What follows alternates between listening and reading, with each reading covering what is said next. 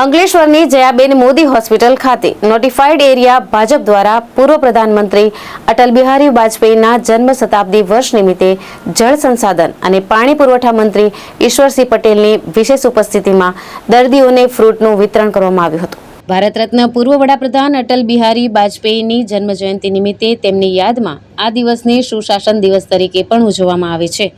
ત્યારે અંકલેશ્વર શહેર ભાજપ દ્વારા જન્મદિનની પૂર્વ સંધ્યાએ જવાહર બાગ ખાતે સ્થાપિત અટલ બિહારી વાજપેયીની પ્રતિમા ખાતે રાજ્યના જળ સંસાધન અને પાણી પુરવઠા મંત્રી ઈશ્વર પટેલની અધ્યક્ષતા હેઠળ શ્રદ્ધાંજલિ કાર્યક્રમનું આયોજન કરવામાં આવ્યું હતું। આ પ્રસંગે જિલ્લા ભાજપ પ્રમુખ પ્રકાશ મોદી ઉપસ્થિત રહ્યા હતા અને અટલ બિહારી વાજપેયીની પ્રતિમાને પુષ્પહાર અર્પણ કરી દીપ પ્રગટાવી શ્રદ્ધાંજલિ અર્પી હતી। આ પ્રસંગે નગરપાલિકા પ્રમુખ લલિતાબેન રાજપુરોહિત, શહેર ભાજપ પ્રમુખ ધર્મેશ પુષ્કરણા, જિલ્લા ભાજપના કોષાધ્યક્ષ જગદીશ શાહ સહિતના આગેવાનો અને કાર્યકરો ઉપસ્થિત રહ્યા હતા।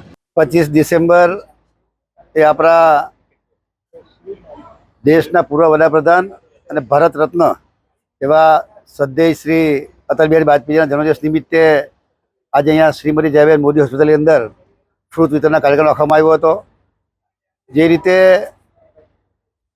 અટલ બિહારી વાજપેયીની વાત કરીએ તેઓ વિરોધીઓ પણ એમના વખાણ કરતા। જ્યારે સૌપ્રથમ સંસદની અંદર જ્યારે એમને જીતીને ગયા એ વખતે દેશના સૌપ્રથમ વડાપ્રધાન જવાહરલાલ નહેરુ હતા। ત્યારે ખૂબ સારું ભાષણ એમણે કહ્યું। ત્યારે જવાહરલાલ નહેરુએ એમ કીધું કે આ યુવાન એક દિવસ આ દેશના વડાપ્રધાન બનશે અને સતત 3 વાર આ દેશના વડાપ્રધાન તરીકે જે રીતે કામ કર્યું, એમાં સુવર્ણ ભુજ યોજના હોય કે સર્વ શિક્ષા અભિયાન યોજના હોય, આ યોજનાઓ એમના સમયની અંદર શરૂઆત થઈ।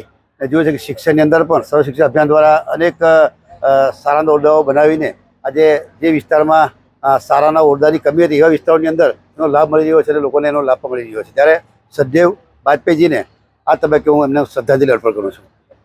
ધર્મેશ રાણા, દ્રષ્ટિકોણ ન્યૂઝ, અંકલેશ્વર।